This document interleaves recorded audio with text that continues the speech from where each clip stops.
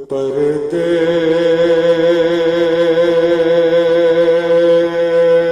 میں زینب کھو بیٹھی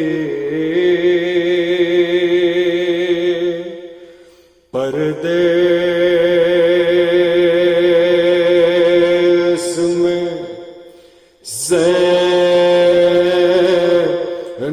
کھو بیٹھی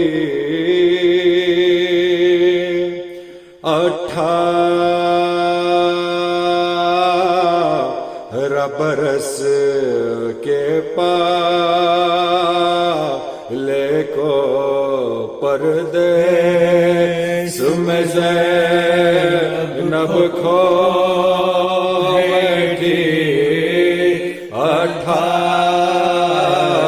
برس کے پالے کو روتے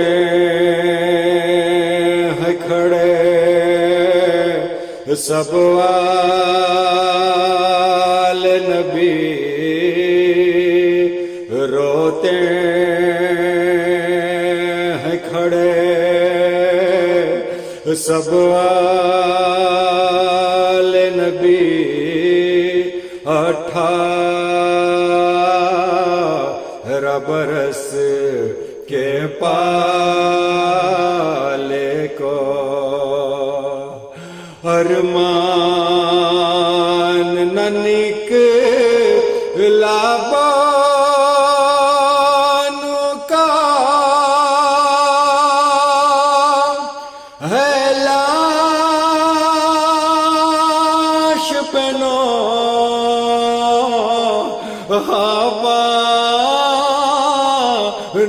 کا ارے پائے گی کہاں یہ کوک جلی پائے گی کہاں یہ کوک جلی 18 برس کے پالے کو دل تھام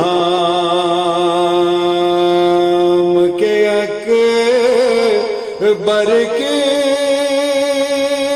مادر کہتی ہے سرور سے رو کر ارے کھویا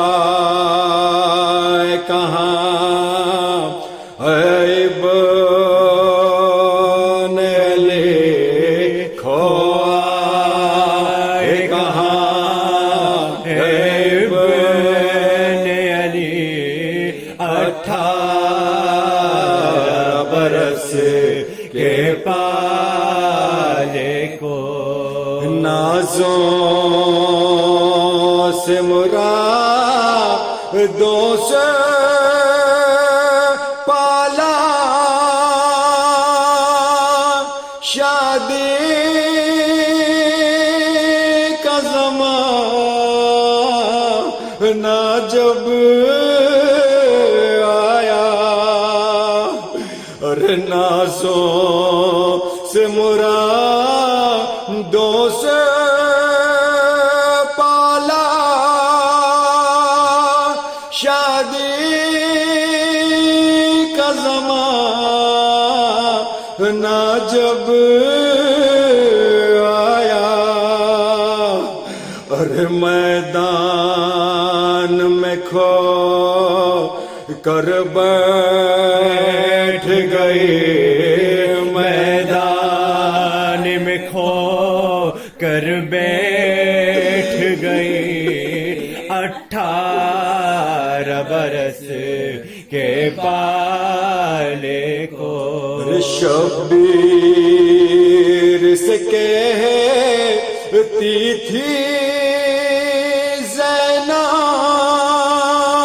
زینب مجھ کو تو بڑا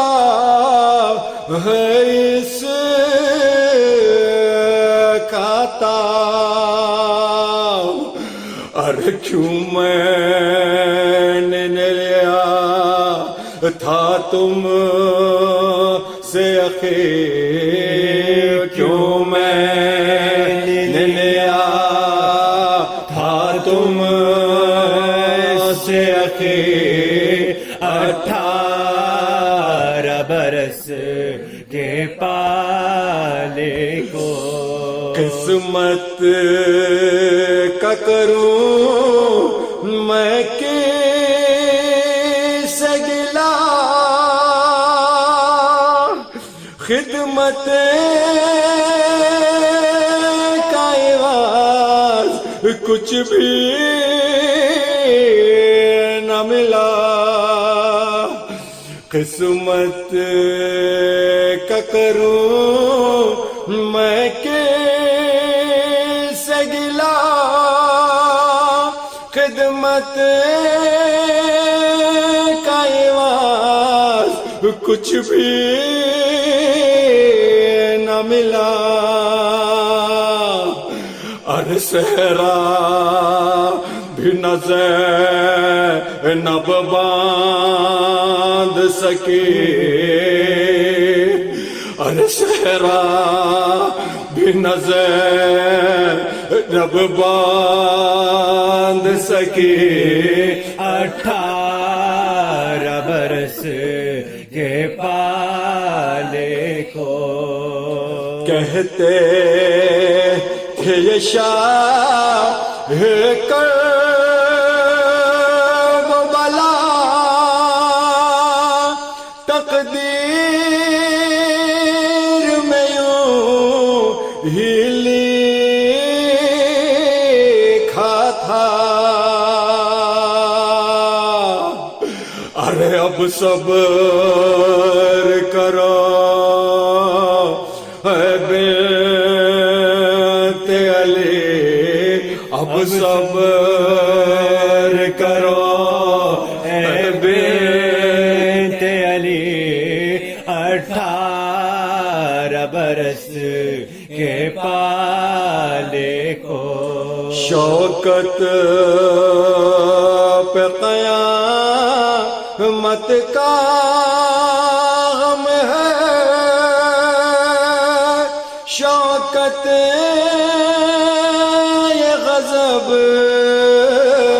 کا ماتم ہے اور بالی پکھڑے روتے ہیں نبی بالی پکھڑے روتے ہیں نبی 18 برس کے پالے کو پردیس میں زینب کھو بیٹھی 18 برس کے پالے کو اعوذ باللہ من الشیطان اللعین الرجیم بسم اللہ الرحمن الرحیم الحمد للہ رب العالمین الصلاة والسلام علی اشرف الانبیاء والمرسلین محمد وعلى سيد المطهر وإمام المظفر وشجاع الغضنفر أبي شبير وشبر أبي الحسنين أمير المؤمنين علي بن أبي طالب وعلى أهل بيته الطيبين الطاهرين المعصومين المنتجبين لا سيما على بقية الله الأعظم الحجة الثاني عشر المهدي المنتظر اللهم صل ولعنة الله على أعدائهم أجمعين من الآن إلى قيام يوم الدين لا سيما على جبت والطاغوت أما بعد فقد قال رسول الله صلى الله عليه وآله وسلم الجنت تحت اقدام الامہات. صلوات علی محمد وعلی محمد. اللہم صلی علی محمد وعلی محمد. قبل اس کے کہ حدیث مبارکہ جو منسوب ہے پیغمبر کریم صلی اللہ علیہ وآلہ وسلم سے، چند باتیں عرض کرنے سے پہلے گزاروں. ایک مرتبہ سورہ حمد، 3 مرتبہ سورہ اخلاص کی تلاوت فرما کر مرحوم و مغفورہ زبیدہ بیگم بنت میر علی اکبر رضوی صاحبہ کے لیے اس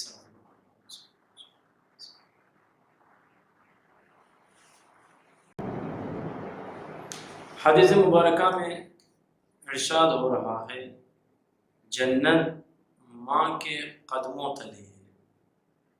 اب سوال یہ ہوتا ہے کیسی جنت اور کون سی ماں ہے؟ کیا ہر ماں کے قدموں تلے جنت ہے؟ کیا یہ ممکن ہے کہ مسلمان بیٹا ہو، مومن فرزند ہو، اور اس کی ماں کافرہ اور اس کی مادر مشرکہ ہو، تب بھی مومن کی جنت کیا کافرہ کے قدموں ہوگی یا مشرکہ کے قدموں ہوگی یا نہیں ہوگی؟ آیا یا جنت سے مراد جنت کوئی نسبت کا نام ہے یا جنت واقعیت کا نام ہے؟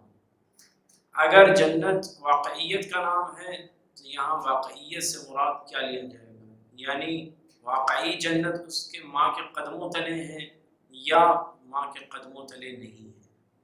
اب یہ بات سمجھنے کے لیے ہمیں کچھ چیزوں کو درک کرنا ضروری ہے.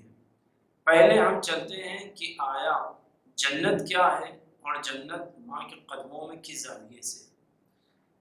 قطع نظر ہماری بحث سند حدیث پر نہیں ہے، فقہ کے عنوان سے بھی نہیں ہے، نہ ہی فقہ اور وثوق کے عنوان سے ہے. وہ مبنا جو وثوق والے ہیں، جو اس کے مبنا کے قائل ہیں، ہم ان کے پیش نظر اس حدیث مبارکہ پر گفتگو کریں گے کہ آیا دلالتاً حدیث کس بات پر اشارہ کر رہی ہے اور دلالت کر رہی ہے.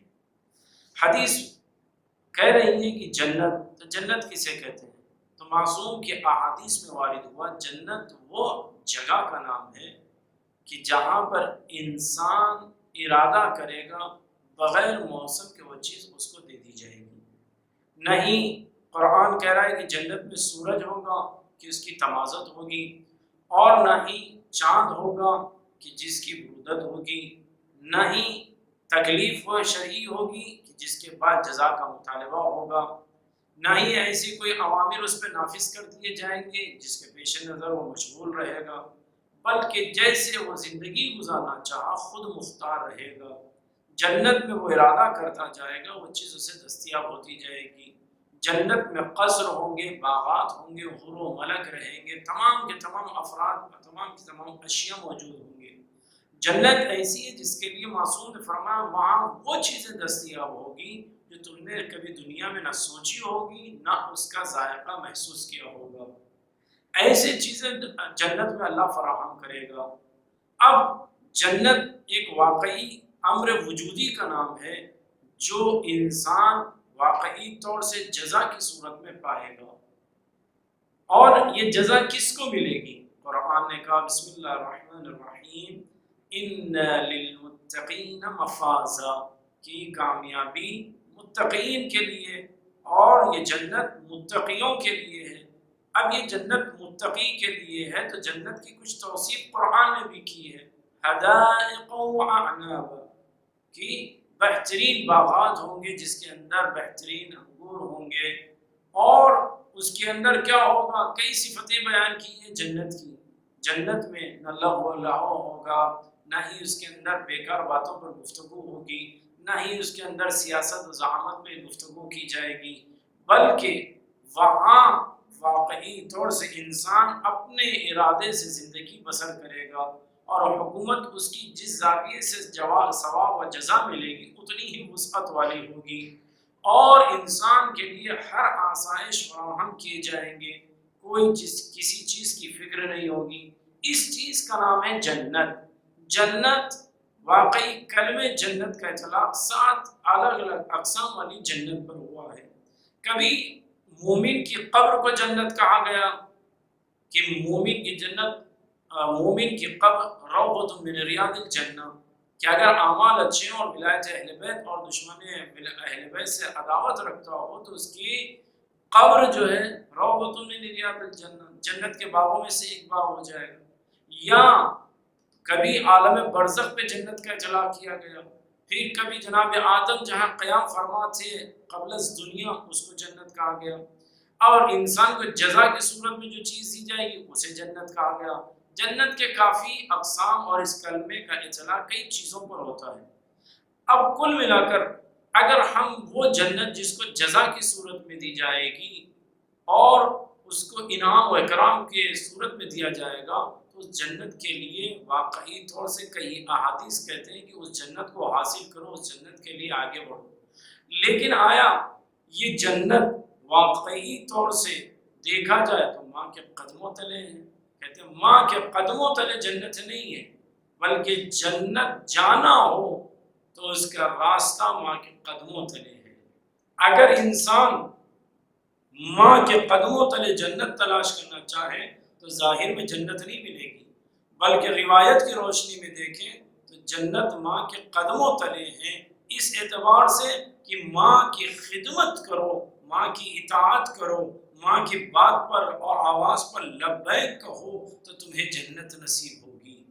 جنت ماں کے قدموں میں ہے، اس کا مطلب یہ ہے کہ راستہ ماں کے قدموں میں ہے، وہ جنت کا دروازہ ماں کے قدموں میں ہے۔ لیکن کون سی ماں ہے؟ تو قرآن نے کیا کہا؟ ان للمتقین مفازا، جنت متقیوں کی کامیابی کا نام ہے۔ اور متقی کون ہے؟ کہ یا علی حبوں کا تقوی و ایمان، اے علی آپ کی محبت تقوی بھی ہے، ایمان بھی ہے، وہ بغض کا کفر و نفاق، اور آپ سے عداوت رکھنے والا کفر و نفاق کا قائل ہے۔ تو متقی وہ ہے جو محبت اہل بیت رکھتا ہے، متقی وہ ہے جو ولایت اہل بیت رکھتا ہے، متقی وہ ہے جو فضائل آل محمد رکھتا ہے کا اقرار کرتا ہے۔ تو اب سمجھ میں آیا ماں سے مراد وہ ہے کہ جو ماں جس کے ذریعے سے ولایت علی ملی ہے، جس کے ذریعے سے تقوی الہی ملا ہے، جس کے ذریعے سے کلمہ شہادتین پڑھنے کی توفیق ملی ہے، ایسے ماؤں کے قدموں کے تحت جنت ہے، یعنی ان کے قدموں کے تلے جنت کا راستہ ہے۔ اب انسان کو اس جنت کو حاصل کرنا ہے تو وہ جنت کے لیے خدمت ماں باپ کرے، خدمت کرے اپنے والدین کی، تو اللہ جنت کے دروازے کھول دے گا۔ ماں کے قدموں تلے انسان جنت جا سکتا ہے۔ ایک سروہ پڑھے محمد وآل محمد پر اللہم صلی۔ لہذا وہ جو جنت پر بات کی جاتی ہے تو جنت کافر ماں باپ کی خدمت میں نہیں آ سکتی، کافر ماں کی خدمت میں نہیں آ سکتی، مشرک ماں کے قدموں تلے نہیں ہو سکتی ہے۔ شرط یہ ہے ماں کے قدموں میں جنت اسی وقت آ سکتی ہے جب ماں مومنہ ہو اور متقی ہو اور ولایت اہل بیت رکھتی ہو، تو ہی ماں کے قدموں میں جنت آئے گی۔ اور بیٹوں کے اوپر ضروری ہے ایسی ماں کی اطاعت کرنا، احترام کرنا، عظمت کرنا، عظمت کا بجا لانا اور اس کے تمام اوامر کو انجام دینا ضروری ہے۔ تو یہ جنت ماں کے قدموں میں ہے، اس کا مطلب یہ ہے ماں کے قدموں تلے جنت کے دروازے ہیں کہ جو تمہیں جنت تک پہنچائیں گے۔ اگر تمہیں آخرت کا عقبہ کے اندر چین چاہیے، اطمینان چاہیے، سکون چاہیے، راحت چاہیے، تو ضروری ہے اپنے ماں باپ کی اطاعت کرنا۔ اگر ماں باپ کی اطاعت نہیں کرو گے تو انسان کو نہ جنت ملے گی، بلکہ بعض روایت کہتے ہیں جنت کی خوشبو تک نہیں سن سکتا۔ لہذا انسان جنت کا راستہ تلاش کرنا چاہتا ہے تو ماں کے قدموں میں رہے اور ماں کی خدمت کرتا رہے۔ یہ ایک ظاہری مفہوم جو نبی کے قول سے واضح ہوتا ہے، پہلی چیز۔ اب آئیں دوسری طرف، سوال یہ جنت مسکن کا نام ہے یا مقصد کا نام ہے؟ جنت مقصد ہے یا کہ مسکن؟ مسکن یعنی وہ جگہ جہاں انسان قیام کرے اسے کہتے ہیں مسکن۔ آیا جنت ہمارے لیے رہنے کی جگہ ہے یا جنت ہمارا مقصد ہے، یعنی بس ہمیں جنت چاہیے اور کچھ نہیں چاہیے؟ اگر آپ اس بار میں غور کریں تو عام العامیہ اور بعض افراد جو کلمہ گو بھی ہیں وہ شہادت کے چکر میں جنت کو مقصد بنا چکے ہیں اور جہاد کو بدنام کر چکے ہیں، معصوموں کا قتل عام کر کر اور نہتے افراد پر ظلم کرتے ہوئے انہوں نے اپنے آپ کو جنت کا مستحق سمجھا۔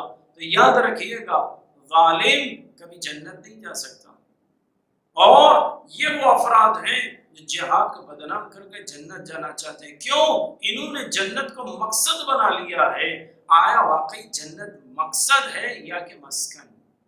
ہم یہ کہتے ہیں جنت مقصد نہیں ہے ہمارا، اس لیے کہ جنت مقصد رہتا تو پھر کچھ اور باتیں کی جاتی، لیکن جنت مسکن ہے، رہنے کی جگہ ہے، سکون سے آرام سے رہنے کی جگہ کا نام جنت ہے۔ پھر جنت اگر مقصد نہیں ہے تو مقصد کیا ہے؟ کا مقصد ہے ولایت آل محمد کے ساتھ خدمت اہل بیت کرنا اور اطاعت خداوند کرنا، یہ ہمارا مقصد ہے۔ خدمت اہل بیت اصل میں جنت کا نام ہے، اور یہ ظاہری جو جنت ہے وہ ہمارے لیے مسکن ہے، مقصد نہیں ہے۔ ایک سلوات پڑھیں محمد وعلی محمد پر۔ جب یہ چیز واضح اور روشن ہو گئی کہ جنت مسکن کا نام ہے نہ کہ مقصد کا نام ہے، اس لیے کہ جنت مقصد اگر ہوتا، واقعی طور سے جنت کا اگر ارادہ اور غایت و مقصد و مطلوب ہوتا تو ہر کوئی کسی نہ کسی زاویے کو، کسی بھی زاویے کو اپناتے، کسی اینگل کے ذریعے سے وہ جنت کو حاصل کرنے کی کوشش کرتے، لیکن جنت مقصد نہیں ہے، جنت مسکن ہے۔ کا پھر جنت کیسے مقصد نہیں ہے اور مسکن ہے؟ کا جنت میں انسان کس کی رضا کا نام ہے؟ کہتے خدا کی رضا حاصل کرنے والے کے لیے جنت کو رکھا گیا ہے، جزا کے طور پر دیا گیا ہے۔ یعنی کیا مطلب ہوا؟ مقصد رضا الہی، خدمت اہل بیت ہے، جس کا عوض جنت ہے۔ سکون سے رہنے کی جگہ کا نام جنت ہے، مسکن کا نام جنت ہے۔ اس لیے کہ آج جنت وہ ہے جس کو انبیاء نے دیکھا، معصومین نے دیکھا، اور جنت کی کیفیت کے بارے میں انہوں نے بیان بھی کیا، لیکن آیا کوئی ہے جو جنت کے تصور کو دیکھا ہو، جنت دیکھا ہو؟ تو عزیزو، اس سوال پر ایک بحث مکمل کی جاتی ہے کہ آیا جنت غیر معصوم نے دیکھا یا نہیں دیکھا؟ یہ بات صحیح ہے کہ معصومین نے دیگر اصحاب کو بشارت دی ہے جنت کی، کہا جنت کا میں تمہارے ضامن ہوں، میں نے تمہیں جنت کی بشارت دی ہے، تمہیں جنت قیامت میں نصیب کی جائے گی۔ یہ جنت کی طرف ضمانت تو دی ہے، بشارت دی ہے۔ آیا جنت کو کسی نے دیکھا ہے غیر معصوم سے ہٹ کر؟ تو آیا دیکھا یا نہیں دیکھا؟ تو ہم یہ کہتے ہیں جنت اگر مقصد ہوتا تو شاید چھپا کر رکھا جاتا۔ جنت مقصد نہیں ہے بلکہ مسکن ہے، وہ بھی اس لحاظ سے کہ جب جناب بہلول دانا زمین پر رہ کر جنت کے قصر دے سکتے ہیں تو اس کا مطلب یہ ہے کہ جنت مقصد نہیں ہے، مسکن ہے۔ اگر بہلول دانا کی زاویے سے ہارون رشید کی زوجہ زبیدہ اپنے قصر میں بیٹھے باہر ساحل سمندر کی طرف دیکھ رہی ہیں تو کیا دیکھتی ہے کہ جناب بہلول دانا اب وہاں بیٹھے ہوئے ہیں اور مٹی کے گھر بنائے جاتے ہیں، کبھی اس کو کسی زاویے سے نقش و نگار سے سجاتے ہیں تو کبھی گھر کا دروازہ بناتے ہیں، مٹی کے گھر ہی کے اوپر کبھی کھڑکی بناتے ہیں تو کبھی قصر کا عنوان سجاتے ہیں، یہاں تک کہ کافی عرصے سے وہ دیکھ رہی ہیں زبیدہ کہ جناب ابواہاں مختلف مٹی کے گھر بناتی ہے، گھر بناتے رہے۔ آخر کار کنیزوں کے ساتھ وہ نکلی سیر و سیاحت کے لیے، تفریح کے لیے، تو جب وہاں سے گزر ہوا جہاں جناب ابواہاں ساحل کے قریب بیٹھ کر یہ چیز مٹی کے گھر بنا رہے تھے تو جناب زبیدہ نے جناب ابواہاں سے کہا ابواہاں یہ کیا کر رہے ہو؟ کہا میں جنت کے قصر بنا رہا ہوں۔ کہا جنت کے قصر؟ کیا بیچنے کا بھی ارادہ ہے؟ تو جناب ابا وہاب نے کہا کیوں کرنا بیچوں، بنایا ہی ہوں تاکہ فروخت ہو سکے۔ تو جناب زبیدہ نے کہا اس کی قیمت کتنی ہے؟ کہا 100 دینار درہم دیے اور یہ جنت میں تم اپنا قصر دیکھ سکتی ہو۔ جناب زبیدہ نے جناب ابا وہاب کو 100 دینار یا درہم جو تھے اس زمانے کی رائج شدہ عملہ اس کو دے دیا۔ جناب ابا وہاب نے لے لی۔ لینے کے بعد زبیدہ وہاں سے ہنستے ہوئے آگے بڑھ گئی تو جناب ابا وہاب رکا کر کہتے زبیدہ رکو، میں تمہیں لکھ کر دے دوں، جنت میں تمہارا مقام موجود ہے، یہ قصر تمہارا ہے۔ لکھ کر ایک پروانہ بھی دے دیا۔ یہ زبیدہ لے کر تو آئیں اور توقع کے خلاف اس نے سوچا کہ ابا وہاب تفریح کر رہے ہیں، مذاق کر رہے ہیں۔ اس کے بعد وہ سو گئی تو خواب میں جناب زبیدہ نے کیا دیکھا کہ جنت میں ایک قصر ہے، ایسی ہریالی اور ایسے نہریں دیکھی جس کا دنیا میں کوئی تصور نہیں ہے، ایسی کیفیتیں عالم مکاشفہ اور خواب میں دیکھا کہ جس کو کوئی بیان نہیں کر سکتا اور کسی زاویے سے سوچ نہیں سکتا، یہ کسی زاویے سے بیان نہیں کی جا سکتی، ایسی صفتیں جنت کی اس نے دیکھی اور قصر دیکھا۔ ادھر زوجہ ہارون رشید نے، زبیدہ نے یہ خواب دیکھا، ادھر ہارون رشید نے بھی خواب دیکھا کہ وہ ایک راستے سے گزر رہا ہے اور وہ راستہ بہت دور سے بہترین حسین اور بہترین ہریالی اور بہترین نہروں کے درمیان ایک قصر بنا ہے اور اس کے اوپر قصر پر زبیدہ کا نام لکھا ہے۔ تو ہارون رشید نے کہا یہ میرے زوجہ کا مکان ہے، میں اس میں داخل ہونا چاہتا ہوں۔ اس راستے کو اپنایا جہاں یہ قصر تھا، تو وہاں کے کارمند افراد نے انہیں روک دیا، کہا جا نہیں سکتے، کہا یہ تو قصر میری زوجہ کا، کہا ٹھیک اگرچہ کہ زوجہ کا لیکن آپ نہیں جا سکتے، اس لیے کہ آپ کا دخول یہاں منع ہے، لہذا آپ اس قصر میں جا نہیں سکتے۔ جیسے ہی منع کیا خواب سے ہی بیدار ہوئے اور یہ بات زبیدہ کے گوش گزار کی۔ زبیدہ نے کہا کہ دیکھو کل میں وہاں جناب بہلول دانا جہاں کھیل رہے تھے، میں وہاں سے گزرتے ہوئے اس طریقے کا معاملہ میں نے کیا۔ تو ہارون رشید کہتا ہے کہ جناب بہلول دانا جنت کی تجارت کر رہے ہیں، بلاؤ بہلول دانا کو۔ ابا وہاب کو بلایا گیا، ابا وہاب آئے، کہا کیا بات ہے؟ کہا ہارون رشید نے کہا کہ مجھے بھی گھر چاہیے جنت میں۔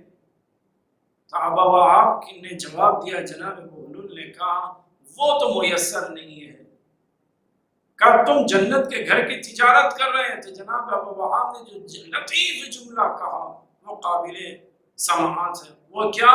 جناب ابا وہاب نے کہا ہارون رشید یہ تو کام میں کئی عرصے سے کر رہا ہوں، جنت بانٹ رہا ہوں، یعنی اپنے الفاظ میں دعوت خدمت اہل بیت دے رہا ہوں، یعنی خدمت اہل بیت ہی جنت ہے، میں بانٹ رہا ہوں۔ ایک صلوات پڑھے محمد والے محمد پر۔ لہذا جناب ابا وہاب نے جیسے یہ جواب دیا، ہارون رشید کہتا ہے کیا تم مجھے جنت بانٹ دو گے؟ جناب ابا وہاب نے کہا میں تمہارے لیے نہ قصر دے سکتا ہوں نہ جنت دے سکتا ہوں۔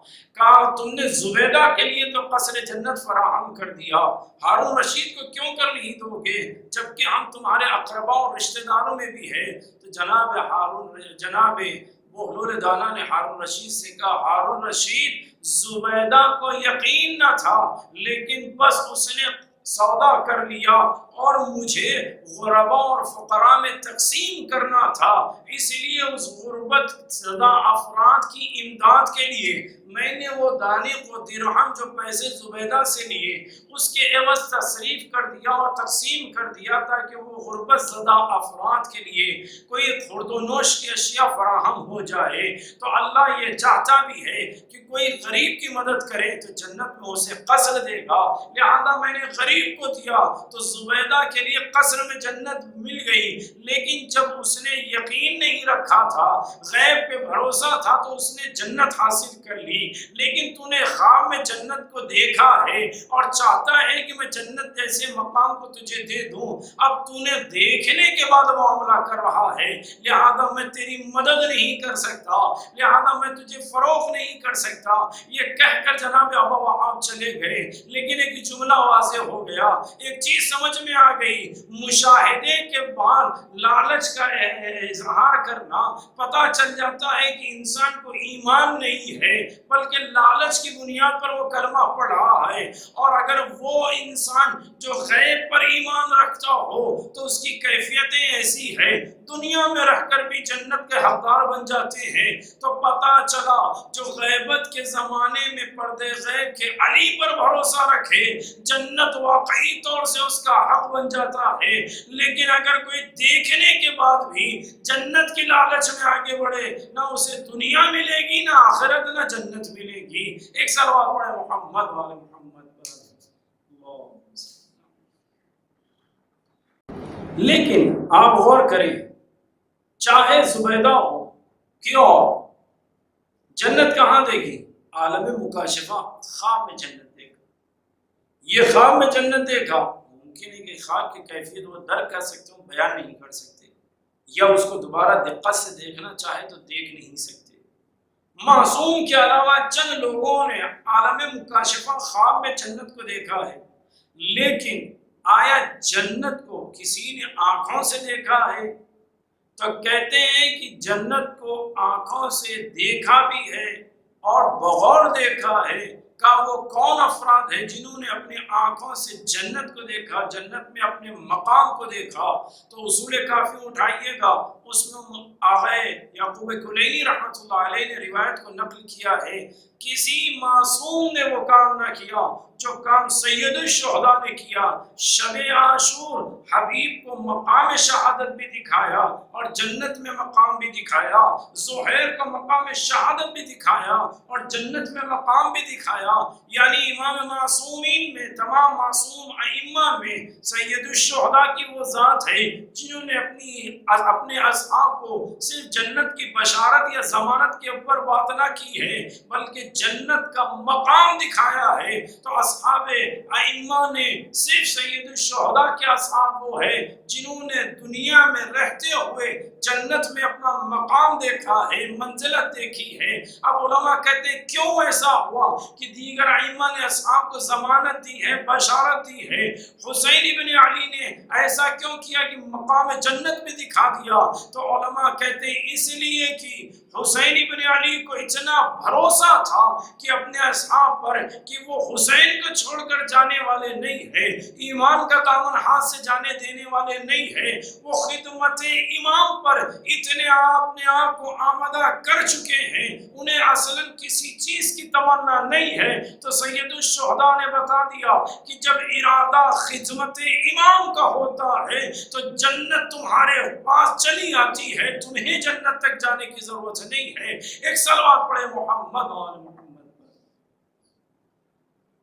لہذا انسان خدمت اہل بیت پر توجہ دیں، خدمت ماں باپ پر توجہ دیں، اطاعت امام پر توجہ دیں تو جنت خود اس کے پاس چلی آتی ہے، اسے جنت تک جانے کی ضرورت نہیں۔ اسی لیے روایت میں لکھا ہے کہ جو اصحاب اہل بیت علیہ السلام کی خدمت امام، اطاعت امام پر ہمیں وقت لبیک کہتے رہے، ان میں سے ابرز جناب سلمان محمدی ہے جنہوں نے امیر المومنین کی آواز پر ہمیشہ لبیک کہا، جنہوں نے نبی کی آواز پر ہمیشہ تلبی پر، ندا پر تلبی کہتے رہے۔ کیوں؟ اس لیے کہ اطاعت امام، اطاعت رسول میں ہمیں وقت اطیع اللہ اطیع الرسول کا مصداق ادا کرنا چاہتے تھے کہ اطاعت کرتا رہوں تاکہ حکم امتثال ہو سکے، اطاعت اوامر خدا بجا لا سکے۔ یہاں پر اب ہم بتائیں جناب سلمان ایسے جنہوں نے ہر وقت لبیک کہو، آواز نبی پر، صدائے علی پر ہمیشہ آواز دی ہے، لبیک لبیک لبیک لبیک و شبیک الخادم بین یدی، ہمیشہ نعرہ لگایا کہ آپ کا خادم آپ کی خدمت میں حاضر ہے۔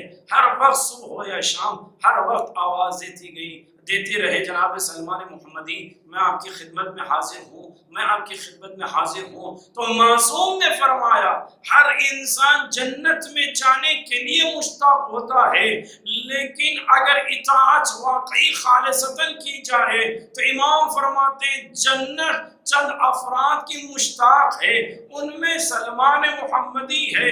لوگ جنت کے مشتاق ہوتے ہیں، جنت سلمان کے مشتاق ہے۔ کہا کیوں؟ اس لیے کہ سلمان اطاعت علی میں منہمک رہے، اطاعت علی میں مشغول رہے، اطاعت رسول میں مشغول رہے، تو جنت اس کی مشتاق ہے جو اطاعت اہل بیت کرے، اطاعت اہل بیت کرے، اطاعت رسول کرے اور اطاعت والدین کرے۔ میں یہ جملہ ملا کر اس لیے کہہ رہا ہوں، امام نے کہا جس نے اپنے والدین کی اطاعت نہیں کی نہ وہ امر خدا کی اطاعت کر سکتا ہے، نہ اطاعت رسول کر سکتا ہے، نہ اطاعت امام کر سکتا ہے۔ ایک صلوات پڑھے محمد وعلی محمد پر، اللہم صلی۔ لہذا جنت مشتاق ہوگی ایسے کہ جو مطیع و فرما بردار آل محمد ہوگا، مطیع و فرما بردار ماں باپ ہوگا، تبھی تو اس کو منزلت ملے گی، وہ عظمت ملے گی، وہ کیفیت ملے گی کہ جہاں جنت اس کی مشتاق ہوگی۔ دنیا میں رہ کر جنت دیکھ سکتا ہے، کہیں انسان کو رتبہ کیسے ملے گا کہ انسان دنیا میں رہ کر جنت دیکھ لے یا جنت اس کی مشتاق ہو جائے؟ تو کہتے ہیں وہ اصل وسیلہ ماں ہے جو تمہیں ولایت دے کر جنت کا مستحق بناتی ہے، وہ ماں ہے جو تربیت دے کر تمہیں شہادت تک کے آمدہ کرتی ہے، وہ ماں ہے جو تمہیں ڈھارس دیتی ہے، اپنے شفقتوں کے ذریعے سے تمہیں پروان چڑھاتی ہے، وہ ماں ہے جس نے تمہیں پال پوس کر دفاع اسلام کے لیے آمدہ کیا، وہ ماں ہے جو نشر اسلام کے لیے قربانی دی ہے۔ آپ تاریخ اٹھا کر دیکھیں، جہاں پر انبیاء نے آ کر خدمتیں کی ہے، اسی انبیاء کی تمام فہرست میں ایک پہلو میں دیکھا جائے تو صنف نسواں کی خدمت ماں کے عنوان سے بھی ہے۔ اگر آپ دیکھیں تو جناب شیس اور دیگر انبیاء کا جناب حوا موجود ہے، جناب عیسیٰ کے لیے جناب مریم عذرا صلوات اللہ وسلم علیہا موجود ہے، جناب موسیٰ کے لیے قصر فرعون میں ان کی ماں موجود ہے۔ آپ حد ہو گئی اگر ان چیزوں کو انسان ملحوظ خاطر لا کر دیکھے تو آپ دیکھیں گے کہ ہر امت میں ہر نبی کے ساتھ، ہر امام کے ساتھ کہیں نہ کہیں کسی نہ کسی زاویے سے بہترین دخالت ماں کی پائی جاتی ہے۔ یہ ماں ہے جو انسان کو آمدہ کرتی ہے، کس کے لیے؟ اطاعت امام کے لیے، کس کے لیے؟ اطاعت رسول کے لیے، اطاعت خدا کے لیے۔ اسی لیے جب یہ تمام راز اللہ نے ماں میں رکھے تو نبی نے فرمایا جنت ماں کے قدموں تلے ہے۔ اگر تمہیں اطاعت خدا کرنا ہو، اطاعت رسول کرنا ہو، اطاعت امام کرنا ہو تو ماں باپ کی اطاعت کرو۔ جو ماں باپ کی اطاعت کرے گا اس کے ذریعے سے اسے توفیق ملے گی امام کی اطاعت پر، رسول کی اطاعت پر، خدا کی اطاعت۔ لہذا بہت سی روایتیں ایسی ملتی ہے جو یہ بیان کرتی ہے کہ انسان عابد بن جاتا ہے، عباد بن جاتا ہے، عبادت گزار بن جاتا ہے، لیکن پورے صراط سے نہیں گزر پائے گا۔ کہا کیوں؟ اس لیے کہ جن کے ماں باپ نے انہیں آنکھ کر دیا ہے ان کو اصلاً پورے صراط سے گزرنے کی اجازت نہیں ہے، بلکہ وہ جہنم کے حوالے کر دیے جائیں گے۔ حد یہ ہو گئی، روایت یہاں تک بتاتی ہے پورے صراط تو بعد کا مرحلہ ہے۔ دنیا میں اگر انسان ماں باپ کی اطاعت نہ کرے اور نمازیں پڑھتا رہے تو نماز زمین سے تو چلتی ہے، پہلے آسمان، دوسرے آسمان، تیسرے آسمان، چوتھے یا پانچویں آسمان کے بعد نماز کو نمازی کے منہ پر ملائکہ مار کے کہتے ہیں جس سے اس کے ماں باپ راضی نہیں اس سے اس کا خدا کیسے راضی؟ لہذا اللہ اور آل محمد نے یہ اہتمام کیا کہ ماں کا احترام کرو۔ یہ کافی نہیں ہے کہ جو کلام، جو کلمہ، جو لفظ، جو ورڈ اللہ نے اپنے لیے استعمال کیا، رب، وہی رب کا لفظ ماں باپ کے لیے استعمال کیا۔ اللہ نے اپنے لیے کہا الحمدللہ رب العالمین، لیکن ماں باپ کے لیے کیا کہا؟ خدایا دعا کے انداز میں کہا اللہ نے کیا؟ جناب نوح کی دعا یا نبی آخر کی دعا کو کلام قرآن میں لا کر رب ارحمہما کما ربیانی صغیرا، خدایا میرے ماں باپ پر ایسے رحم کر جیسے انہوں نے عالم طفولیت میں جب میں چھوٹا تھا مجھ پر رحم کرتے تھے، ایسے رحم کر۔ تو یہ تمام تر چیزیں بتا رہی ہے کہ ماں باپ کی عظمت اتنی ہے کہ اگر اطاعت خدا، اطاعت رسول اور اطاعت امام کرنا ہو تو ماں باپ کی اطاعت شرط ہے۔ پوچھا گیا پیغمبر سے سب سے زیادہ کس کا احترام کریں؟ امک، اپنے ماں کا۔ پھر سب سے زیادہ نیکی کس کے ساتھ کریں؟ امک، اپنے ماں کے ساتھ۔ کا سب سے زیادہ خدمت؟ امک، اپنے ماں کی۔ کہا پھر کا ابو، تیسرے مرحلے کے بعد اپنے والد کی طرف اشارہ دیا۔ کہا کیوں؟ کہا اس لیے کہ ماں کا احترام کرو، اس لیے کہ تمہیں 9 ماہ اپنے شکم میں رکھ کر اپنے خون جگر سے تمہیں پالا ہے۔ پھر ماں کا احترام کرو، کیوں؟ کہا اس لیے کہ جب تم دنیا میں آ رہے تھے تو جو درد ماں نے برداشت کیا کوئی اور برداشت نہیں کر سکتا۔ پھر کہا کیوں؟ کہا جو ماں اپنی آغوش میں تمہیں پالتی ہے، اپنی نیند بھلا دیتی ہے، تمہیں چین دیتی ہے، پھٹے لباس زیب تن کر لیتی ہے، لیکن تمہیں نیا اور بہترین لباس، عمدہ لباس زیب تن کراتی ہے، خود پیاسی رہتی ہے، تمہیں سیراب کراتی ہے، خود بھوکی رہتی ہے اور تمہیں شکم سیر کراتی ہے، یہ وہ ماں ہے جو تمہارے ساتھ اتنے شفقت کے ساتھ پیش آتی ہے۔ تو اب قرآن کیا کہہ رہا ہے؟ خدایا ویسے رحمت نازل فرما جیسے عالم طفولیت میں تو رحمتیں ماں باپ ہم پر شفقتیں کرتے تھے، ویسے شفقتوں کو ان پر نازل فرما۔ یعنی کس زاویے سے؟ بغیر بچے کو پوچھے ماں اس کو اڑا دیتی تھی، سردی کے عالم میں اسے کپڑے میں چھپا دیتی تھی، کہ ویسے خیال، ویسی شفقتیں تم میرے ماں باپ پر نازل فرما۔ عزیزان گرامی، کلمہ ماں ایسا ہے، جنت تو واقعی ایک الگ شے ہے، لیکن ماں کا رتبہ اتنا ہے کہ ماں کی دعائیں انسان کا مقدر بدل دیتی ہے۔ کربلا، آج جو کربلا باقی ہے عزیزو، یقیناً کئی اسباب و علل من جانب اللہ من اہل البیت رہے ہیں، لیکن ایک سب سے بڑا اثر تاریخ نے بتایا کہ کربلا جو آج عام ہوئی ہے، اور کربلا میں جو واقعی اصحاب حسین اور نوجوان لشکر حسین میں شہید ہوئے ہیں، ان کے پیچھے ان کی ماؤں کی تربیت اور ماں کا ہاتھ ہے۔ کیا آپ نے کبھی ایسی کوئی ماں کو دیکھا جس کا جوان بیٹا جا رہا ہو تو وہ ماں خوش ہوتی ہو؟ اگر بچہ پردیس جاتا ہے تو ماں کا دل دہل جاتا ہو، اگر اسی ماں کو پتہ چلے کڑیل جوان مرنے جا رہا ہو تو اس کی ماں پر کیا گزرے؟ کیا آپ نے کبھی ایسی ماں کو دیکھا جو اپنے یتیم کو چھوڑ دیں، تنہا چھوڑ دیں، کہتے نہیں کیوں؟ بیوہ کے لیے پوری ڈھارس اس کا یتیم ہوتا ہے۔ لیکن کربلا میں ہم نے دیکھا ام فروہ جیسی ماں یتیم قاسم سے کہہ رہی تھی قاسم جانا تو زندہ واپس نہ آنا۔ کبھی آپ نے ایسی ماں کو دیکھا جو اپنے اولاد کے لاشے پر سجدے شکر کر رہی ہو ان کے درمیان، لاشوں کے درمیان؟ ہم نے کربلا میں جناب زینب کو دیکھا انہوں محمد کے لاشوں کے درمیان سجدے شکر کر رہی اور کرے خدایا اس قربانی کو ہم سے قبول کر لیں۔ یہ مائیں ہیں جو کربلا کو آباد کر رہی ہے۔ عزیزان گرامی، آج ایک مومن اور متقی رضا بھائی کے والد ماجدہ کی یہ چہلم کی مجلس جو میں جوار علی علیہ السلام نجب میں رہ کر خطاب کر رہا ہوں، میں اتنا ضرور کہوں گا یہ ماں ہے کہ جن کی تربیت بتا رہی ہے، جن کے احساسات اولاد میں جگائے ہوئے ہیں کہ دیکھو خدمت ماں نے کی ہے تو اس کے لیے کتنا ایصال ہے ثواب، کیسے بھی ہم وہ مختلف انداز سے اس تک پہنچاتے رہیں، ہم اس کی خدمت کا شکریہ ادا نہیں کر سکتے، ہم ان کے متعلق کوئی چیز بیان نہیں کر سکتے، جتنا ہو سکے ثواب کے لیے اولاد کو شاہیں خدمت کے لیے آگے بڑھ رہی ہے تو وہ ماں یقیناً قبر سے بھی دعا دے گی، اس لیے کہ روایت آل محمد بتاتی ہے کہ ماں کا تعلق صرف دنیا سے نہیں ہے، ماں باپ کا تعلق دنیا سے نہیں ہے، بلکہ دنیا سے جدا ہونے کے بعد یہ جسمانی جدا ہوتے ہیں لیکن روح ماں باپ کے اولاد کے قریب رہتی ہے۔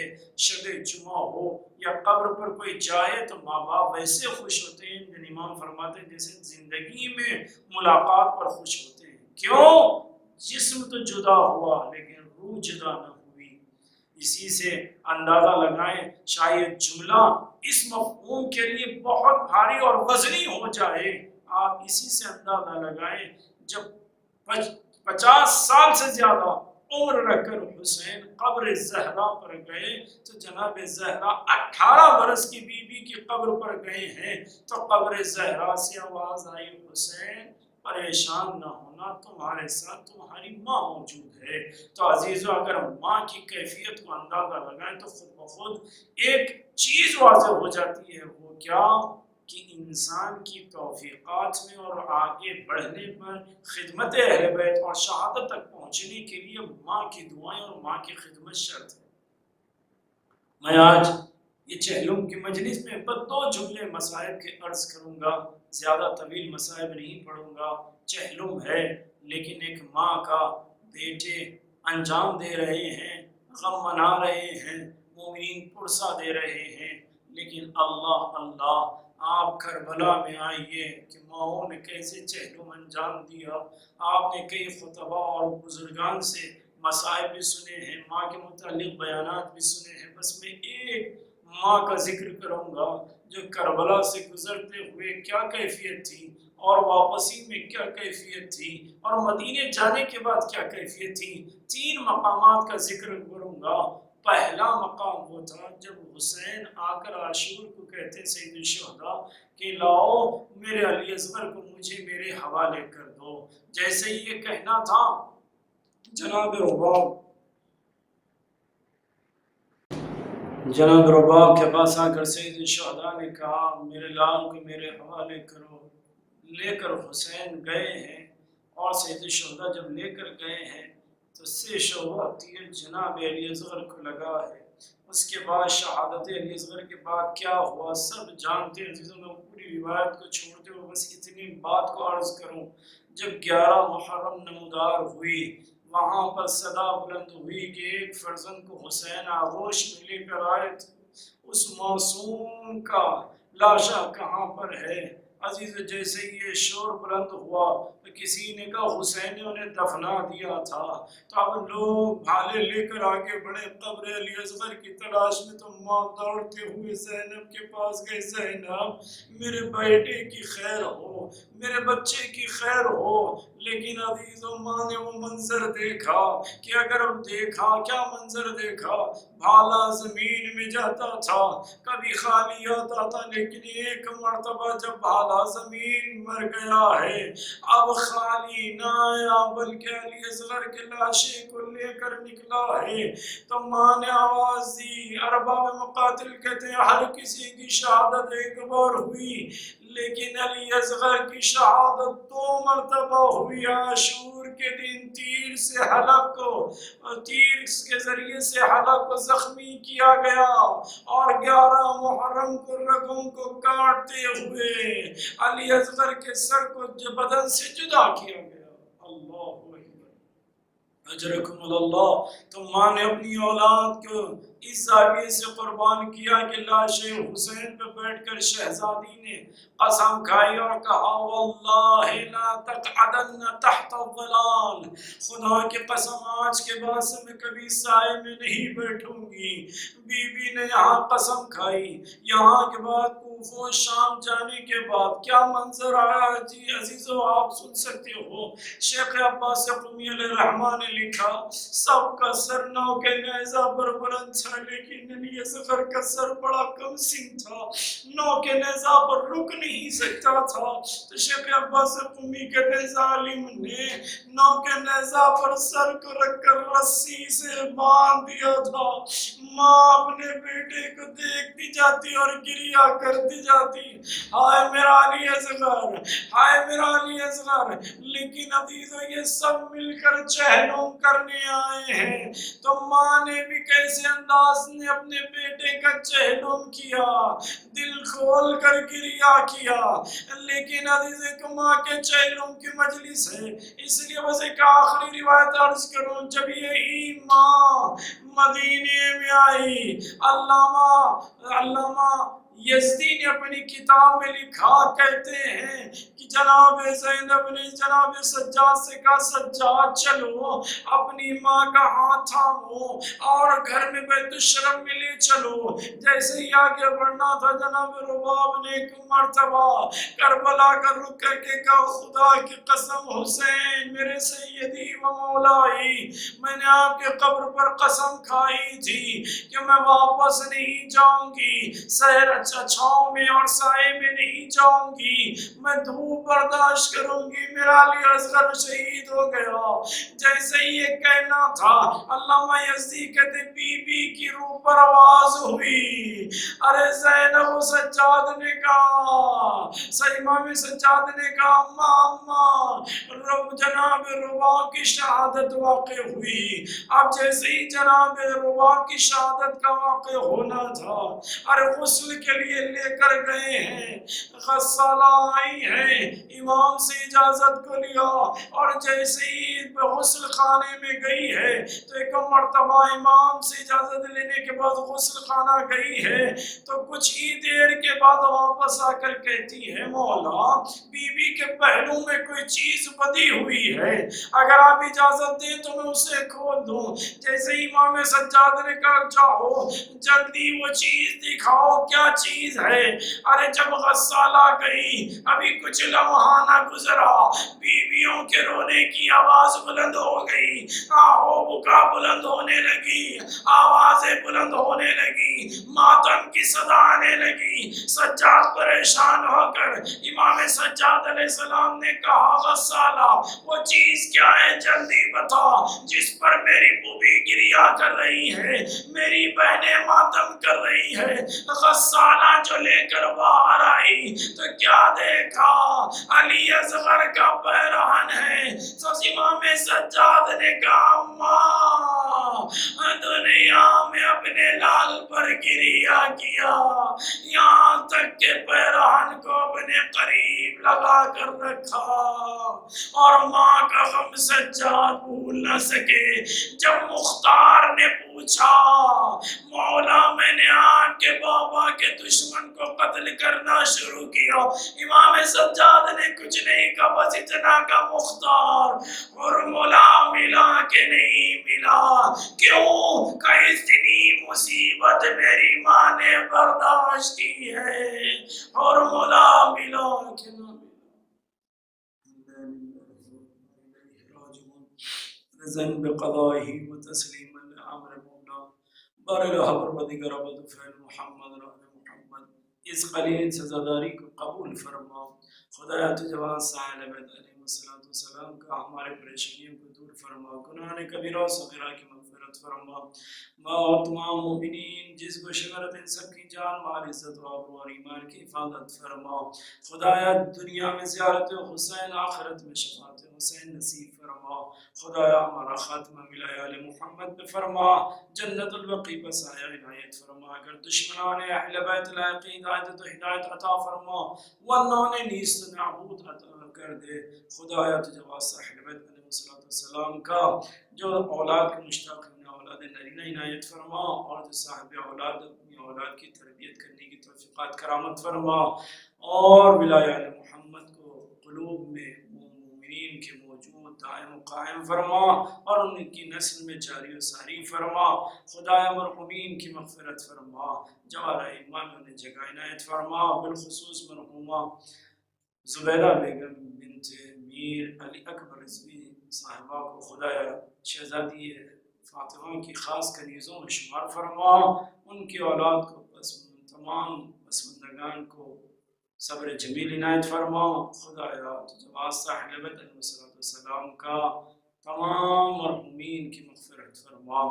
ربنا تقبل منا انك انت السميع العليم۔ صلوات بر محمد و آل محمد، اللہم صل علی محمد و آل محمد وعجل فرجهم۔ گزر گئی فاطمہ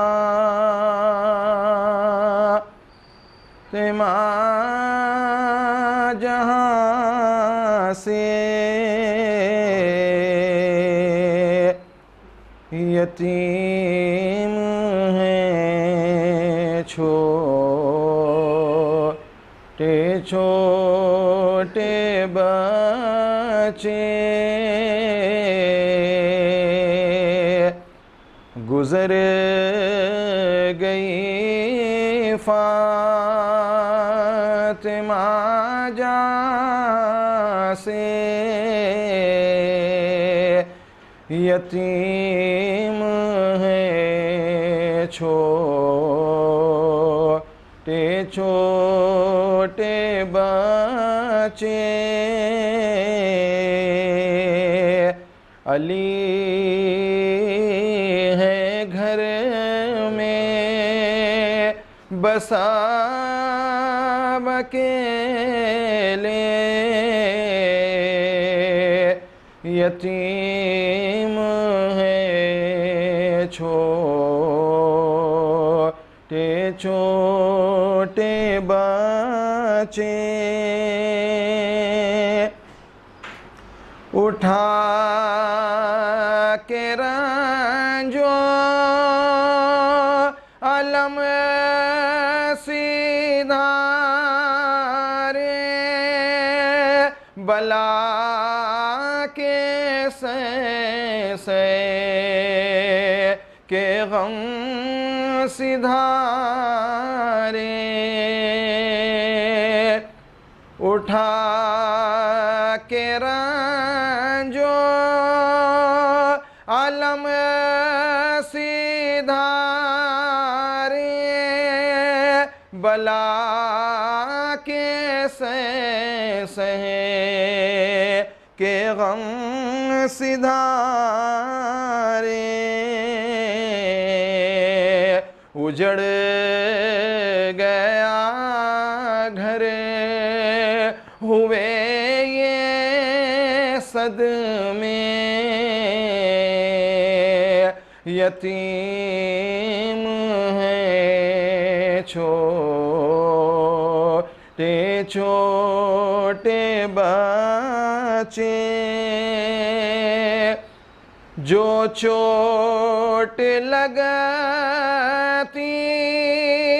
ہے ننھے دل پر، تو ماں کی میت کے پاس آ کر،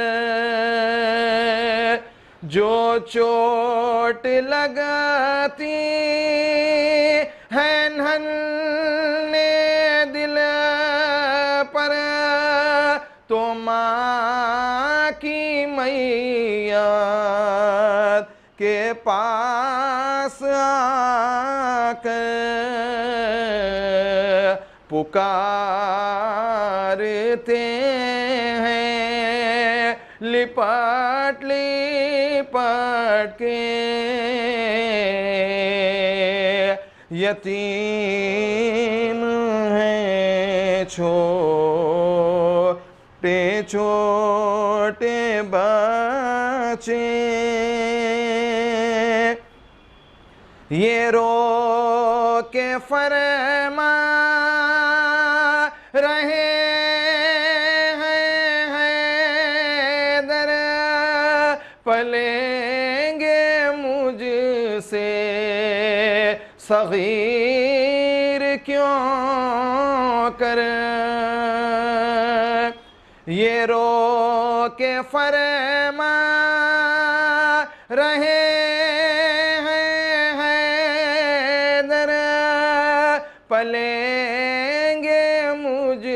سے صغیر کیوں کریں، انہیں کوئی کس طرح سنبھالے، یتیم ہیں چھوٹے چھوٹے بچے، یہ خوب تھا مجھے کو موت آتی، مگر نہ زہرا کی جان جاتی، یہ لال کیوں کرے پلیں گے مجھ سے،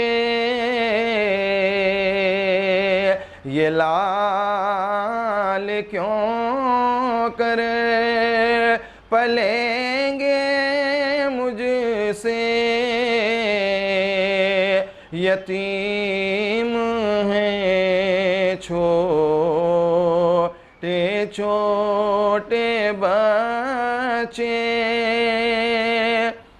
پڑا ہے زہرا کا گھر میں لاشا، حرام میں باخر ہے شور برپا،